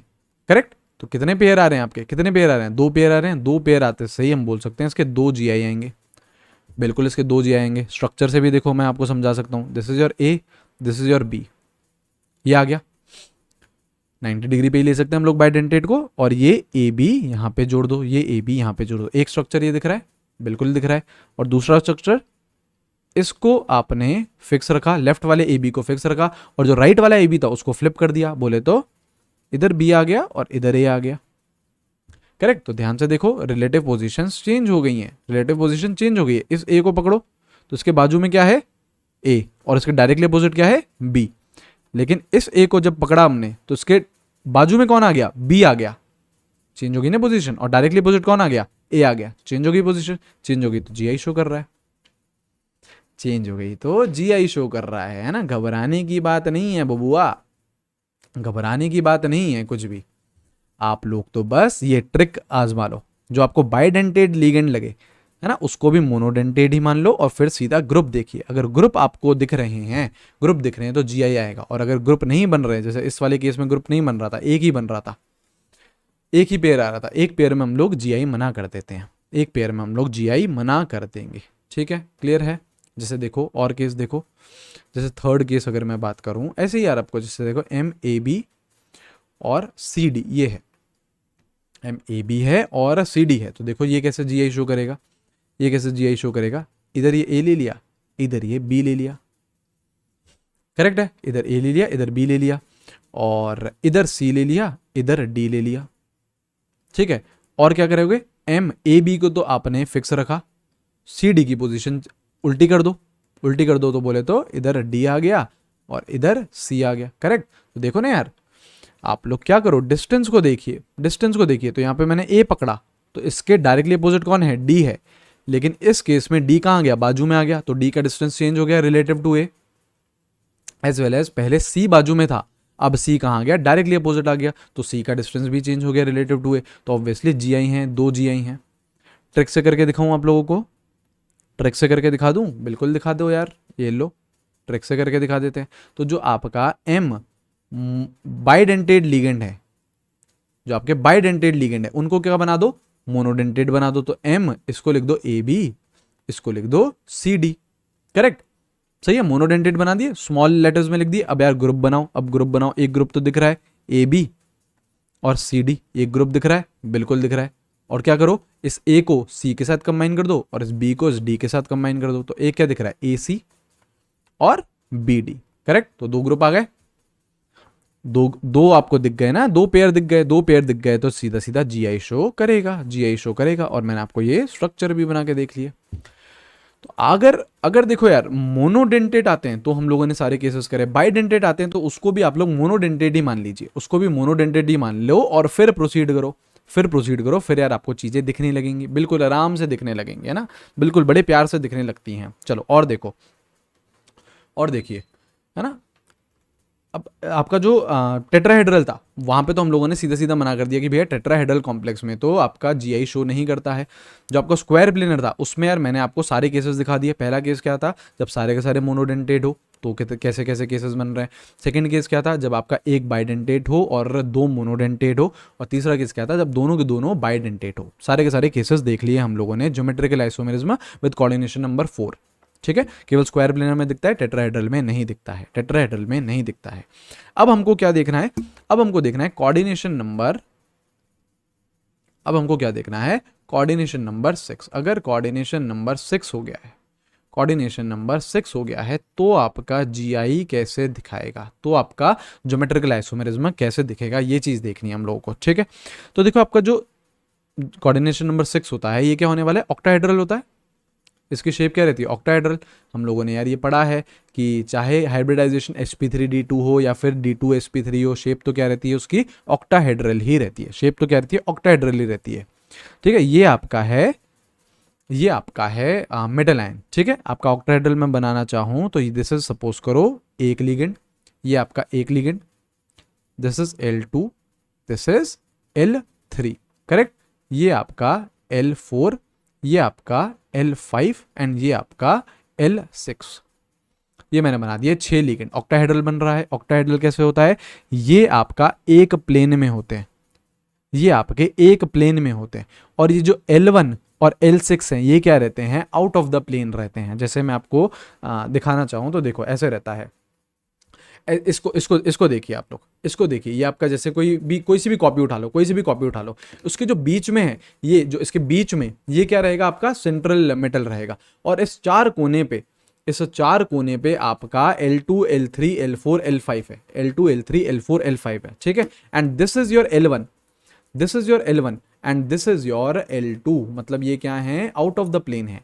मतलब आपका सेंट्रल मेटल आयन और ये जो चार लिगेंड है ये तो एक प्लेन में है, ये तो एक प्लेन में है, और एक ऊपर डंडा खींचा हुआ है और एक नीचे डंडा खींचा हुआ है, ठीक है। एक ऊपर डंडा खींचा हुआ है, एक नीचे डंडा खींचा हुआ है। ये आपके L1 और L6 क्या है, आउट ऑफ द प्लेन है। तो बेसिकली कौन सी ज्योमेट्री है, ये 3D ज्योमेट्री है। जैसे आपका जो स्क्वायर प्लेनर होता था वो 2D ज्योमेट्री थी, एक प्लेन में थे आपके, है ना, 2D ज्योमेट्री थी। लेकिन यहाँ पे क्या आ जाती है, 3D ज्योमेट्री आ जाती है। यहाँ पे क्या आ जाती है, 3D ज्योमेट्री आ जाती है। आ रही है बात समझ में, है ना। अब इसमें देखो, ये जो आपके L1 और L6 पोजीशन है, क्या ये डायरेक्टली अपोजिट है, L1 और L6 पोजीशन है, ये क्या है, डायरेक्टली अपोजिट है। तो ये बेसिकली क्या है, आपके ट्रांस है। ये बेसिकली क्या है, ट्रांस है। अच्छा, ऐसा नहीं है कि यार केवल और केवल L1 और L6 ही ट्रांस है, नहीं, डायरेक्टली अपोजिट कौन कौन है, देखो L2 और L5 भी तो यार डायरेक्टली अपोजिट है। तो यहाँ पे जो L2 L5 है ये भी क्या है, ये भी क्या है, ट्रांस है, जो डायरेक्टली अपोजिट रहेंगे। ऐसे similarly L3 and L4 they are also directly opposite, तो L3 L4 are also what, trans, they are also what, trans. जो डायरेक्टली अपोजिट रहते हैं उनको हम क्या बोलते हैं, ट्रांस बोलते हैं, उनको हम क्या बोलते हैं, ट्रांस बोलते हैं, ठीक है। अब अगर जैसे L1 है, मैं अगर L1 और L2 को देखूं, इसको और इसको देखूं, तो ये क्या है, बाजू बाजू हैं। बेसिकली क्या है, जैसे देखो मैं आपको वापस इमेजिन करवाऊं, जैसे सपोज करो ये वाला जो कोना है, ये वाला जो कोना है, ये सपोज करो L2 है, और ये रहा आपका L1। तो L1 और L2, L1 और L2 ये क्या है, बाजू बाजू में, तो ये क्या है, सिस। ऐसे ही L1 और L3 ये भी बाजू बाजू में, सिस। L1 और L5 सिस, L1 और L4 सिस। सिमिलरली जो आपका L6 है, जो आपका L6 है नीचे वाला, उसके साथ L2 के साथ सिस रहेगा, L4 के साथ सिस रहेगा, ठीक है। L3 एंड L5 के साथ भी क्या रहेगा, सिस रहेगा। मतलब बाजू बाजू वालों को मैं क्या बोल रहा हूं, सिस बोल रहा हूं। बाजू बाजू वालों को क्या बोल रहा हूं, सिस बोल रहा हूं। तो देखो L1 L2 को मैं क्या बोल सकता हूं, सिस बोल सकता हूं।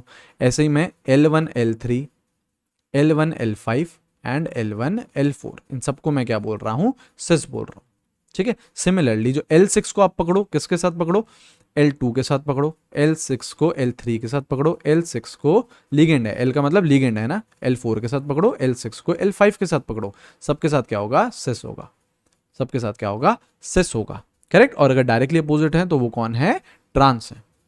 डायरेक्टली अपोजिट है तो वो कौन है, ट्रांस है। और अगर बाजू बाजू में है, बाजू बाजू में है तो क्या है, तो क्या है, सिस है। बेसिकली डायरेक्टली अपोजिट मतलब जैसे L1 और L6 हैं, तो ये क्या है, 180 डिग्री पे है, ये क्या है, 180 डिग्री पे, तो वो बेसिकली कौन है, ट्रांस है।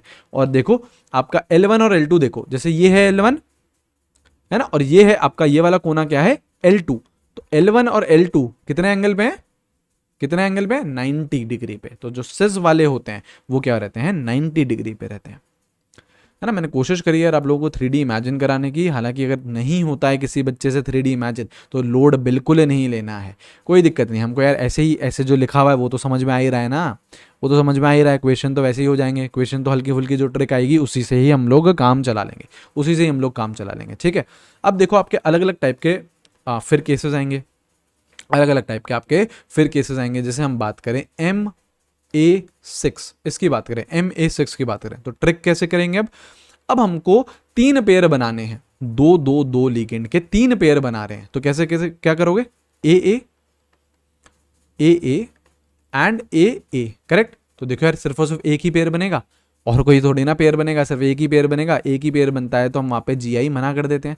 एटलीस्ट 2 पेयर तो चाहिए, एटलीस्ट 2 पेयर तो चाहिए अगर आपको GI कराना है। तो यहाँ पे तो एक ही पेयर बन रहा है, तो इससे ज़्यादा इसे हमने मना कर दिया, यहाँ पे GI नहीं होगा। अच्छा नेक्स्ट क्या हो सकता है, नेक्स्ट क्या हो सकता है, MA5B ये हो सकता है कि 5 लिगेंड आपके एक तरीके के हैं और छठा लिगेंड आपका अलग है ना। और सारे के सारे हम क्या मान रहे हैं, अभी मोनोडेंटेड मान रहे हैं। चलो पेयर बनाओ, पेयर बनाओ। मैं कैसे क्या कर सकता हूँ, AA है ना यार बच्चा, ये पेयर बनाने आना चाहिए ना, कुछ नहीं, आपको परम्यूटेशन एंड कॉम्बिनेशन खेलना है। जैसे यार आपका ये है 1 2 3 4 5 और 6 ये है, तो मैं पेयर कैसे बना सकता हूँ, इसका पेयर बना दूँ, इसका पेयर बना दूँ और इसका पेयर बना दूँ, है ना। अब यार किसी बच्चे के, कोई जो खुराफाती बच्चा होगा वो बोलेगा ऐसे कैसे भैया, ऐसे नहीं, मैं इसका इसके साथ पेयर बनाऊंगा, इसका इसके साथ पेयर बनाऊंगा और इसका इसके साथ पेयर बनाऊंगा। मैंने बोला भैया बना ले तू यार, कोई दिक्कत नहीं। देखो इसका इसके साथ बनाया तो क्या बना, ए बना,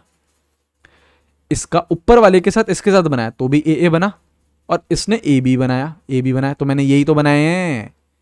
तो मतलब आप कितने भी परम्यूटेशन एंड कॉम्बिनेशन खेल लो, इस पर्टिकुलर केस में MA5B में आपको सिर्फ और सिर्फ ये एक ही पेयर मिलेगा। और जहां पे यार एक ही पेयर आ जाता है तो GI पॉसिबल नहीं होता है। जहां पे एक ही पेयर आ जाएगा, जहां पे एक ही पेयर आ जाएगा तो वहां पे GI पॉसिबल नहीं होगा।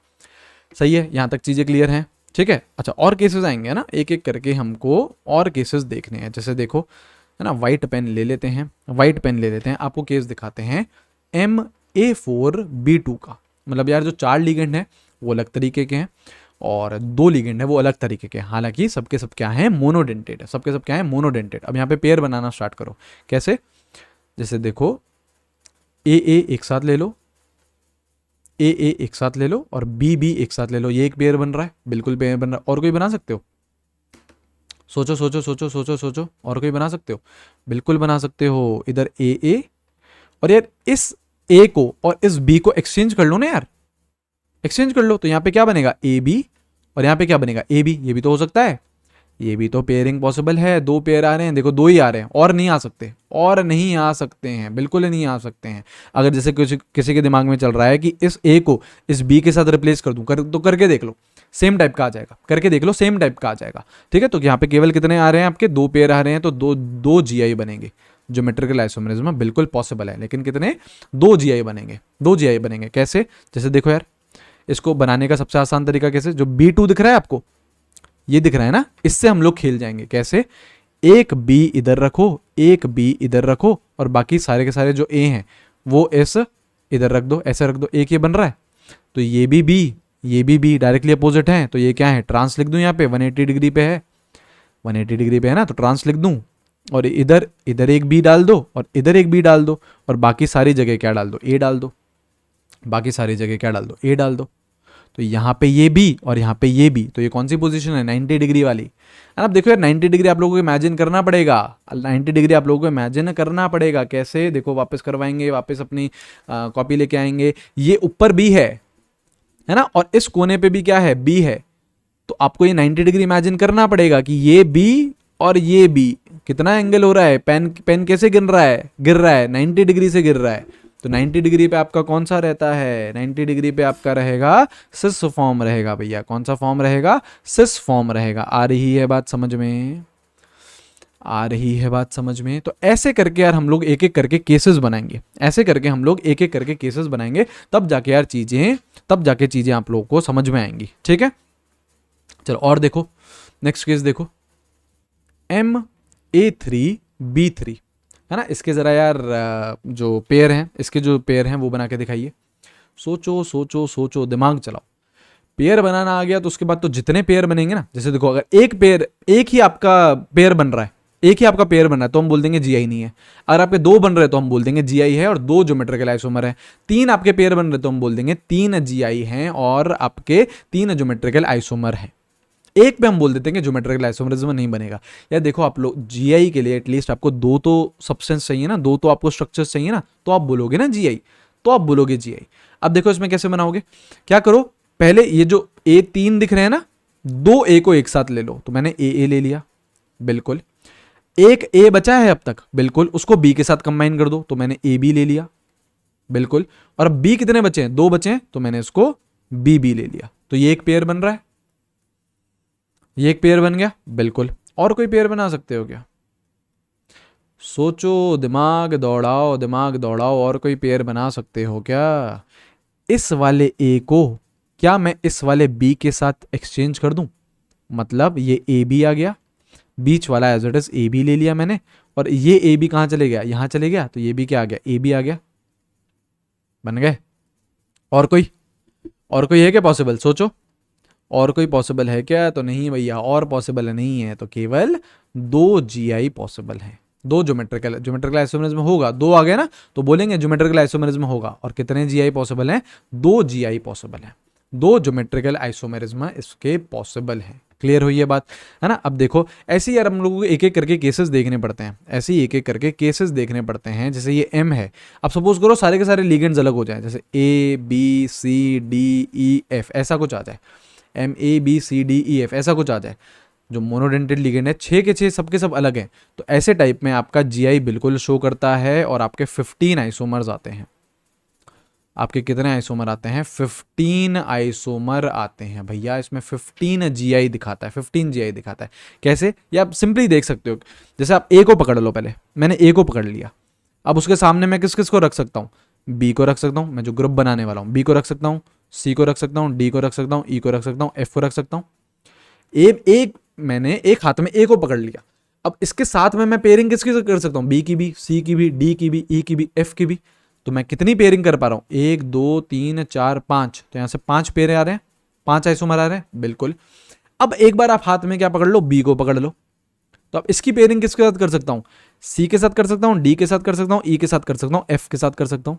अब बोलोगे भैया A क्यों नहीं लिया? तो मेरे शेरो इस A और B की पेयरिंग तो मैं ऑलरेडी कर चुका हूं, तो वो मैं वापस थोड़ी ना काउंट करूंगा। मेरे को तो यूनिक पेयर्स देखने हैं, तो इस बार मैं बी को क्या ले रहा हूं? मैंने बी को हाथ में ले लिया, तो अब मैं यूनिक पेयर किसके साथ बना सकता हूं? सी के साथ, डी के साथ, ई के साथ, एफ के साथ। तो कितने आ रहे हैं यहां से?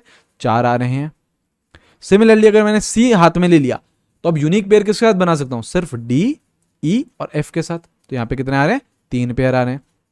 डी ले लिया तो सिर्फ और सिर्फ ई और एफ के साथ, यहां पे कितने पेयर आ रहे हैं आपके? 2 पेयर आ रहे हैं। और अगर ई ले लिया आपने तो सिर्फ और सिर्फ एफ के साथ, तो यहाँ पे कितने पेयर आ रहे हैं? 1 पेयर आ रहे हैं। तो जरा ऐड करो, 5 4 3 2 1 बोले तो 15 आइसोमर। सबको ऐड करोगे तो आएगा 15 आइसोमर आएंगे। कब आ रहे हैं? जब कोऑर्डिनेशन नंबर कितना है? 6 है।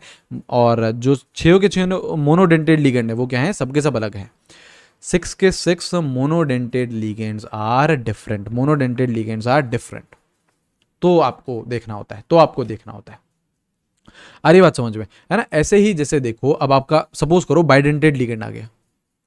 हम लोग अभी क्या देख रहे थे? मोनोडेंटेड दिख रहे थे। तो सपोज करो आपका बाइडेंटेड लिगेंड आ गया। कोऑर्डिनेशन नंबर 6 की ही बात कर रहे हैं। 4 तो हमने डिस्कस कर लिया है, कोऑर्डिनेशन नंबर 4 तो डिस्कस कर लिया है, लेकिन अभी हम बात कर रहे हैं कोऑर्डिनेशन नंबर 6 की। अब सपोज करो बाइडेंटेड लिगेंड आ गया, बाइडेंटेड लिगेंड आ गया, जैसे आपका MAA थ्राइस आ गया, है ना? 3 से ही काम चल जाएगा। हमको जो कोऑर्डिनेशन नंबर करना है, कितना करना है? 6, तो 3 बाइडेंटेड लिगेंड से कर जाएगा। तो मैंने आपको ट्रिक क्या सिखाई है? इसको आप क्या मान लो? मोनोडेंटेड जैसा मान लो, AA3 मान लो, या फिर इसको लिख दो MAA और इधर भी AA और इधर भी AA। करेक्ट? तो अब जरा इसके यार वो देख लो कितने सेट बन रहे हैं। यही तो सेट बन रहा है, यही तो सेट बन रहा है। और कोई सेट बनेगा क्या? नहीं। तो आपका सिर्फ और सिर्फ एक पेयर बन रहा है, 1 पेयर बन रहा है। तो 1 पेयर के साथ GI शो नहीं होता है, GI शो नहीं होता है। ठीक है? देखो यार, मैं कोऑर्डिनेशन नंबर 6 में भी आपको बाइडेंटेड करा रहा हूं, है ना? लेकिन यार यहां से सवाल पूछे जाने की प्रोबेबिलिटी बहुत कम है। ज़्यादातर आप लोगों को किसमें कमांड करना है? मोनोडेंटेड में। कोऑर्डिनेशन नंबर 6 के साथ किसमें कमांड करना है आपको? मोनोडेंटेड के साथ। कोऑर्डिनेशन नंबर 6 के साथ किसमें हम लोग क्या कर रहे हैं? यहाँ पे मोनोडेंटेड था, ये मोनोडेंटेड लिगेंड्स देखे, तो आपको इसी में ही कमांड करना है। बाइडेंटेड यार इतने ज़्यादा आपके कोऑर्डिनेशन नंबर 6 के साथ काम के नहीं है। ठीक है? एक और मैं केस करा देता हूं। जैसे सपोज करो ऐसा कुछ है, AA2 और आपका क्या है? BB है। चलो ठीक है, ये है, ऐसा कुछ केस है। तो आपको क्या करना है? आपको पेयर बनाने हैं, आपको इसको मोनोडेंटेड की तरह बिहेव करना है। कैसे? MAA2 लिख दो इसे, और इसे क्या लिख दो? BB लिख दो। करेक्ट? या फिर AA2 को भी मैं क्या लिख दूं? M, इधर एक AA, इधर एक AA और इधर BB। करेक्ट? अब क्या करो कि पेयर बनाओ। एक पेयर तो दिख ही जाता है। जैसे मैं ऐसे लिखता हूँ ना यार, एक पेयर तो दिख ही जाता है, जो मैं एकदम ओपन करके लिख देता हूँ इसे, तो है ना? ये दिख रहा है, एक पेयर तो दिख रहा है। और क्या सोच रहे होगे? अभी हमने मोनोडेंटेड में ये तो देखा था, मोनोडेंटेड में ये क्या है? A4B2, यही तो बन रहा है। तो देखो अभी हमने देखा था A4B2 देखा था, A4B2 देखा था, है ना? तो वैसे उसी में ही रिड्यूस कर दिया हमने, बाइडेंटेड को भी मोनोडेंटेड में रिड्यूस कर दिया। बेसिकली क्या करो? इस A को और इस B को एक्सचेंज कर दो। तो ये AA तो सेम एज इट इज, ये क्या आ जाएगा? AB ये क्या आ जाएगा ए बी। तो कितने पेयर बन रहे हैं, 2 पेयर बन रहे हैं, तो 2 GI बनाएगा, 2 GI बनाएगा। तो ज्योमेट्रिकल आइसोमेरिज्म इसमें पॉसिबल है। तो कभी भी आपको बाइडेंटेट आता है तो आपको क्या करने लेना होता है, क्या करना होता है, सिंपली आपको उसको मोनोडेंटेट में कन्वर्ट करना लेना होता है ना, मोनोडेंटेट में आपको कन्वर्ट करना होता है, फिर आगे प्रोसीड करते हो। ठीक है, तो यार कोऑर्डिनेशन नंबर 6 के साथ भी इतना ही था। अब एक एक्स्ट्रा इन्फॉर्मेशन रहती है, जैसे देखिए, जैसे ऐसा कुछ है, अगर आपका ये कुछ है, जैसे हमने ये क्या है आपका MA3B3 है ना, MA3B3 करके जो आपका स्ट्रक्चर है उसमें यार, जैसे मैंने आपको देखो अभी बताया MA3B3 है, ये जैसे MA3B3 है, तो इसमें आपके 2 GI बन रहे हैं, आपके 2 GI बन रहे हैं। ये मैंने 2 पेयर भी बनाए थे, तो इसने अभी स्ट्रक्चर में वो 2 GI ही दिखा रखे हैं। देखो MA3B3 में कितने GI बनेंगे, 2 GI बनेंगे। मैंने आपको पेयर भी बना के दिखाए थे, वापस बना के दिखाऊं तो देखो AA AB और BB ये था, है ना, और एक क्या था, इस A को और इस B को एक्सचेंज कर दो, AB एंड AB, करेक्ट। तो इसने ये 2 अलग अलग तरीके से इसने लगा के दिखा रखे हैं, ये जो 2 पेयर बने हैं ये इसने स्ट्रक्चर में दिखा रखा है। एक बोल रहा है फेशियल पेयर होता है, एक बोलता है मेरिडोनियल प्लेन होता है। ठीक है, इसको FAC बोल रहा है और उसको MER बोल रहा है। ठीक है, देखो जब आपका B एक ये जैसे ऊपर वाली पोजीशन पे भेज दिया और ये यहाँ पे A आ गया, सॉरी यहाँ पे B आ गया, यहाँ पे B आ गया, तो ऐसे टाइप का कुछ ट्रायंगल बन रहा है। देखो ऐसे टाइप का कुछ ट्रायंगल बन रहा है, एक फेज बन रही है। और सिमिलरली एक फेज बन रही है आपकी A के साथ, एक फेज बन रही है B के साथ, एक फेज बन रही है A के साथ। तो इसको क्या बोल रहा है, ये फेशियल बोल रहा है, इसको क्या बोल रहा है, फेशियल बोल रहा है। ठीक है, और मेरिडोनियल में क्या बोल रहा है, आपके जो जैसे A के रिस्पेक्ट में मैं बात करूं, A के रिस्पेक्ट में बात करूं तो सबके सब किस में आ गए हैं, आपके जो स्क्वायर प्लेनर था, मतलब जो ऐसे वाला प्लेनर था ना, जो आपका ऐसे वाले प्लेनर थे, इसमें आ गए। इधर A आ गया, इधर एक A आ गया और इधर एक A आ गया। ठीक है, तो ऐसे टाइप का अगर कुछ ट्रायंगल बना रहा है, वो ऐसे टाइप का कुछ अगर ट्रायंगल बना रहा है तो इसे क्या बोल रहा है, मेरिडोनियल बोल रहा है। इसे क्या बोल रहा है, मेरिडोनियल बोल रहा है। बहुत ज़्यादा यार ये काम के नहीं है ना, लेकिन ऐसा कुछ होता है, ये आप लोगों को पता होना चाहिए, ये आप लोगों को पता होना चाहिए। ठीक है, तो फेशियल फॉर्म हो गई और मेरिडोनियल फॉर्म हो गई, करेक्ट। तो यार हम लोगों ने जो आपका स्टीरियो आइसोमेरिज्म था, हमने स्टार्ट कैसे करा लेक्चर यार, पहले समझा कि यार आइसोमेरिज्म क्या होता है, उसके अलग अलग टाइप के मैंने आपको स्ट्रक्चर्स बताए, फिर मैंने आप लोगों को स्ट्रक्चरल आइसोमेरिज्म बताया, फिर आपके हमने अलग अलग एग्जांपल्स देखे, फिर हमने स्टीरियो स्टार्ट करा और स्टीरियो में ज्योमेट्रिकल हमने कंप्लीट कर लिया है with coordination number 4 and coordination number 6। ठीक है, अब आपका क्या बचा है, ऑप्टिकल बचा है ना, उसको मैं आपको नेक्स्ट वीडियो में कराऊंगा। जैसे देखो ये था, है ना, जैसे देखो ये था आपका जो M तो मेटल है आपका, और ABCDEF ये क्या है, मोनोडेंटेड लिगेंड्स है। तो अगर देखो सारे के सारे अलग थे तो कितने आते हैं, 15 आइसोमर्स आते हैं, 15 GI आते हैं। ये GI है ना, ऑप्टिकल की बात नहीं कर रहे हैं अभी, इसने बोल रखा है 30 ऑप्टिकल, वो कैसे, वो अभी बाद में बात करेंगे, वो नेक्स्ट वीडियो में बात करेंगे। ठीक है, लेकिन जो GI होते हैं वो कितने होते हैं, 15। तो ऐसे ही आपके सारे केसेस दे रखे हैं, ऐसे ही आपके सारे केसेस दे रखे हैं। तो देखो मोनोडेंटेट का ही स्पेसिफिकली क्यों लिया है, क्योंकि मोनोडेंटेट ही आपके सबसे ज़्यादा इंपॉर्टेंट हैं विद कोऑर्डिनेशन नंबर 6। ठीक है, तो मोनोडेंटेट पे आप लोग ज़्यादा फोकस करिएगा, मोनोडेंटेट पे ज़्यादा फोकस करिएगा। ठीक है, तो ये एक मैंने लिस्ट भी दे दी है, हालांकि रटने की बात नहीं है, रटने की बात नहीं है, हम लोगों को पेयर्स बनाने हैं और जितने पेयर बनेंगे उतना ही आपका ज्योमेट्रिकल आइसोमर्स रहेंगे। और अगर एक पेयर बनता है तो हम बोल देते हैं ज्योमेट्रिकल आइसोमेरिज्म नहीं है। और सपोज करो 5 पेयर बन रहे हैं, जैसे इस केस में कितने पेयर बनेंगे, जैसे ये वाला केस है, कितने पेयर बनेंगे, 5 पेयर बनेंगे। तो 5 पेयर बनेंगे तो हम बोल देंगे 5 ज्योमेट्रिकल आइसोमर्स है। ठीक है, कुछ नहीं यार, परम्यूटेशन एंड कॉम्बिनेशन खेलनी होती है, परम्यूटेशन एंड कॉम्बिनेशन खेलनी होती है, करेक्ट है। ऑलराइट, तो चलो यार इस पर्टिकुलर वीडियो में हम लोग इतना ही रखते हैं, इस पर्टिकुलर वीडियो में इतना ही रखते हैं। So thank you very much for watching this lecture. जोर और शोर से पढ़ते रहो। नेक्स्ट वीडियो में मैं आप लोगों को ऑप्टिकल आइसोमेरिज्म पढ़ा दूंगा। ऑप्टिकल आइसोमेरिज्म भी हमको with of coordination number 4 and coordination number 6, यही 2 को हम लोगों को बहुत डिटेल में पढ़ना है। Alright, so take care everyone, have a great day, see you guys, bye bye.